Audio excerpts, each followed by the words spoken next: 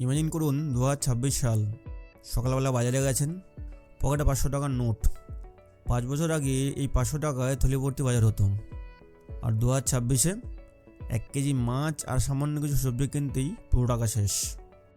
চাল, ডাল, তেল সব কিছুর দাম বাড়ছে, স্কুল ফিস বাড়ছে, হসপিটাল বিল তো আকাশ ছোঁয়া। কিন্তু একটাই জিনিস হয়তো খুব বেশি বাড়ে না, সেটা হলো আপনার স্যালারি বা ইনকাম। ভয় পাচ্ছেন? ভয় পাওয়াটা স্বাভাবিক।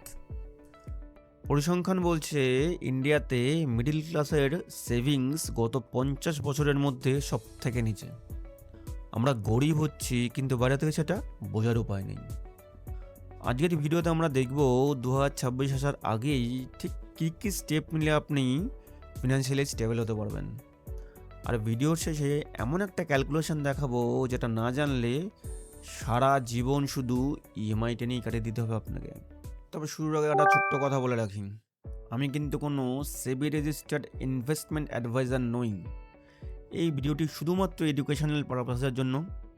যে কোনো ফিনান্সিয়াল ডিসিশন নেওয়ার আগে অবশ্যই একজন কোয়ালিফাইড ফিনান্সিয়াল অ্যাডভাইজার পরামর্শ নেবেন। আমরা সবাই জানি ইনফ্লেশন বা মুদ্রাস্ফীতি বাড়ছে, কিন্তু কতটা বাড়ছে? গভর্নমেন্ট ডেটা অনুযায়ী ইনফ্লেশন রেট হয়তো 5 to 6%, কিন্তু আমাদের মতো মিডল ক্লাস ফ্যামিলির জন্য রিয়েল ইনফ্লেশন বা লাইফস্টাইল ইনফ্লেশন আসলে 10%-এর বেশি। বিশ্বাস হচ্ছে না? লাইভ মিন্টের একটা রিপোর্ট অনুযায়ী ইন্ডিয়াতে মেডিকেল ইনফ্লেশন প্রায় 14%। মানে আজ যদি কোনো অপারেশনের খরচ 1 লাখ টাকা হয়, 1 বছর পর সেটা প্রায় 1,15,000 টাকা হবে। এডুকেশনের খরচও প্রায় 10 থেকে 12% হারে বাড়ছে, কিন্তু আপনার স্যালারি প্রতি বছর 10 থেকে 12% হারে কি বাড়ছে? বেশিরভাগ কর্পোরেট জব বা স্মল বিজনেসে গ্রোথ রেট মেরে কেটে 5 থেকে 8%। সোজা অঙ্ক, খরচ রকেটের গতিতে বাড়ছে আর ইনকাম বাড়ছে কচ্ছপের গতিতে। এইবার একটা রিয়েল স্টোরি শোনাই। আমার এক বন্ধু, নাম সৌভিক, থাকে সল্টলেকে, প্রাইভেট কোম্পানিতে জব করে 30,000 টাকা স্যালারি। 2023 সালে যখন তার সাথে দেখা হয়েছিল, সে বলেছিল, ভাই সব মিলিয়ে 10,000 টাকা সেভ করি আমি, ইএমআই নেই, টেনশনও নেই। 2025 শেষে আবার দেখা, এবার আর তার মুখে হাসি নেই। স্যালারি 35,000 হয়েছে, মানে মাত্র 5,000 বেড়েছে 2 বছরে, কিন্তু এক্সপেন্সেস প্রায় 10,000 বেড়ে গেছে। কারণ গ্রসারি বেড়েছে, মেডিকেল এক্সপেন্সেস বেড়েছে, বাড়ি ভাড়া ল্যান্ডলর্ড বাড়িয়ে দিয়েছে, অ্যাডিশনালি ইএমআইতে বাইক নিয়েছে সে। এখন সে মাসে মেরে কেটে 2,000 সেভ করতে পারে। আর মেডিকেল এমার্জেন্সি বা কোনো এক্সট্রা খরচা এলেই ক্রেডিট কার্ড সোয়াইপ। এটাই তো প্রায় আমাদের সবার গল্প হয়ে গেছে, তাই না? কিন্তু আসল সমস্যা ইনফ্লেশন নয়, আসল সমস্যা লুকিয়ে আছে আমাদের ডেলি হ্যাবিটসে। আপনার আমার মতো মিডল ক্লাস লোক সবচেয়ে বড় যে ভুলটা করে সেটা হলো আগে সব খরচা করে, যা বাঁচবে সেটা সেভিং করে। কিন্তু রিয়েলিটি হলো কিছুই না বাঁচে না।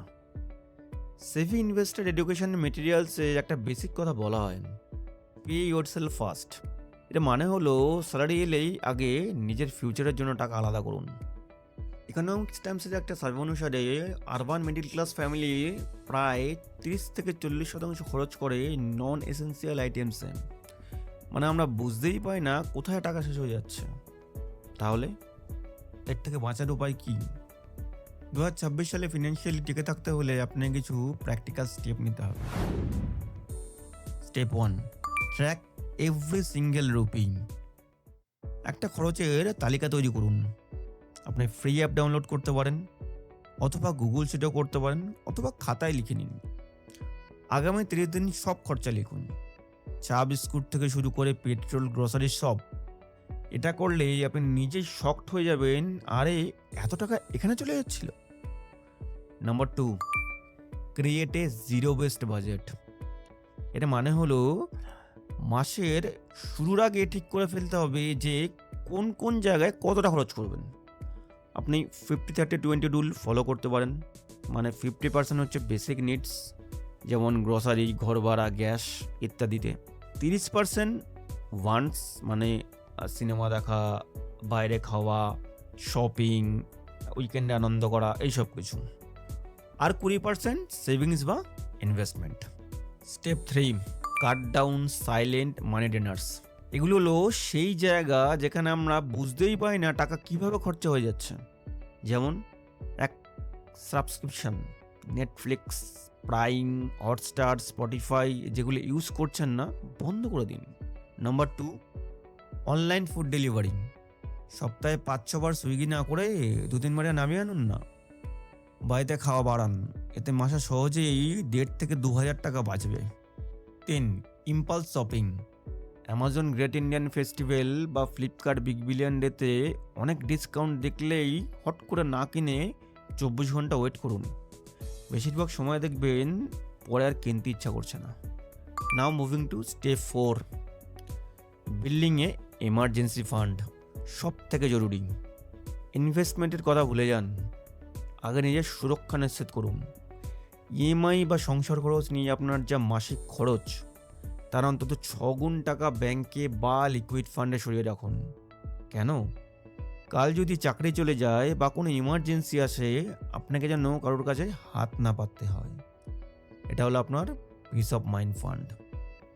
সেভি ইনভেস্টেড এডুকেশনের গাইডলাইন অনুযায়ী ইমার্জেন্সি ফান্ড রাখা আপনার আর্থিক প্ল্যানিংয়ের প্রথম ধাপ। Step 5, start investing. অনেকে ভাবেন, আরে 500,000 দিয়ে কী হবে? মাসে 500 দিলেও বছরে 6,000, 10 বছরেই সেটাই 60,000 হয়ে যাবে। আর যদি আপনি মিউচুয়াল ফান্ডে ইনভেস্ট করেন 12% অ্যাভারেজ রিটার্ন ধরলে, তাহলে 10 বছরে প্রায় 1,15,000 হয়ে যাবে। একবার ভাবুন, আপনার ছোট ইনভেস্টমেন্ট কত বড় সঞ্চয় পরিণত হতে পারে। কম্পাউন্ড ইন্টারেস্টের ম্যাজিক এটাই। ছোট ছোট এসআইপি শুরু করুন, ইকুইটি মিউচুয়াল ফান্ড বা ইন্ডেক্স ফান্ডে করতে পারেন। 6 নম্বর স্টেপ, অ্যাভয়েড লাইফস্টাইল ইনফ্লেশন। এটা খুব কমন মিস্টেক। স্যালারি বাড়লেই মনে হয় বড় ফ্ল্যাট, নতুন গাড়ি, দামি ফোন কিনি। একদমই না। স্যালারি বাড়লে আগে সেভিংস আর ইনভেস্টমেন্ট বাড়ান, লাইফস্টাইল একটু পরে ভেবে চিন্তে আপগ্রেড করুন। Step 7, increase your income. শুধু একটা স্যালারির উপর ভরসা করে 2026 পার করা খুব রিস্কি। আর্টিফিশিয়াল ইন্টেলিজেন্স চলে এসেছে, জবের মার্কেট চেঞ্জ হচ্ছে। প্রতিদিন অফিস বা ব্যবসার শেষে 1 ঘন্টা সময় দিন নতুন কিছু শিখতে। সেটা ভিডিও এডিটিং হতে পারে, ডিজিটাল মার্কেটিং হতে পারে, কনসাল্টিং হতে পারে, টিচিং হতে পারে, যেটা খুশি। চেষ্টা করুন এটার সাইড ইনকাম তৈরি করার, যাতে মেন ইনকাম বন্ধ হলেও আপনার রান্নাঘর বন্ধ না হয়। লাইভ মিন্টের একটা আর্টিকেল বলছে, যারা অ্যাক্টিভলি স্কিল ডেভেলপ করে তাদের ইনকাম 20 থেকে 30% বেশি হয় 5 বছরে। এই স্টেপগুলো ফলো করলে 2026 সালে আপনি শুধু টিকেই থাকবেন না, বরং ফিনান্সিয়ালি একটু স্টেবল হয়ে যাবেন। সব শুনে কি মনে হচ্ছে? হ্যাঁ, কাল থেকেই করব। কিন্তু সমস্যাটা ওখানেই, কাল আর আসে না। দেখুন, শুধু প্ল্যান বানিয়ে রাখলে হবে না, সবচেয়ে বড় জিনিস হলো মাইন্ডসেট চেঞ্জ। আমাদের মা বাবা কি শিখেছেন? চাকরি করো, ঘর বানাও, আর এফডিতে টাকা রাখো। সেই যুগে সেটা ঠিক ছিল, কিন্তু আজকের দিনে ইনফ্লেশন এত বেশি যে এফডিতে টাকা রাখলে ভ্যালু তো বাড়বেই না, বরং কমে যাবে। 2026 আসতে কিন্তু আর বেশি দিন দেরি নেই। আজ যে 1,000 টাকা আপনি অপ্রয়োজনে খরচ করছেন, সেটা যদি সঠিক জায়গায় ইনভেস্ট করেন, তবে 5 বছর পর সেটাই আপনাকে বিপদ থেকে বাঁচাবে। টাকা জমানো মানে কনজুসি করা নয়, টাকা জমানো মানে নিজের ফিউচারটাকে সিকিউর করা, যাতে আপনাকে বুড়ো বয়সে বাচ্চাদের কাছে হাত না পাততে হয়। আর মাত্র 500 টাকার ইনভেস্টমেন্ট 10 বছরে আপনাকে লাখপতি বানাতে পারে। সফিক গল্পটা মনে আছে তো? সে এখন সব খরচ ট্র্যাক করছে, বাইরে খাওয়া কমিয়ে দিয়েছে, মাসে 4,000 টাকা এসআইপি শুরু করেছে। হ্যাঁ, এখন অনেকটা পথ বাকি ঠিকই, কিন্তু সে এখন মোটামুটি কনফিডেন্ট যে আগামী 3-4 বছরে একটা ডিসেন্ট এমার্জেন্সি ফান্ড আর ইনভেস্টমেন্ট পোর্টফোলিও তৈরি করে ফেলতে পারবে। আপনিও পারবেন। বন্ধুরা, 2026 সালটা ভয়ের হবে না যদি আপনি সঠিক সিদ্ধান্ত নেন। আজ ভিডিওটা এইটুকখানি। ভিডিওটা যদি একটু চোখ খুলে দিয়ে থাকে, তাহলে প্লিজ একটা লাইক করবেন এবং বন্ধুদের সাথে শেয়ার করবেন, এতে ভিডিওটা আরও মানুষের কাছে পৌঁছাবে। আর সাবস্ক্রাইব করে বেল আইকনটা প্রেস করতে ভুলবেন না, কারণ আমরা এই চ্যানেলে শেখাই কীভাবে কষ্ট না করে বুদ্ধি দিয়ে বড়লোক হওয়া যায়। আর আমাকে কমেন্ট সেকশানে লিখে জানান আপনার মাসিক খরচ কত, কোন জায়গায় সবচেয়ে বেশি টাকা খরচা হয়। দেখা হচ্ছে পরের ভিডিওতে, ততক্ষণে ভালো থাকুন।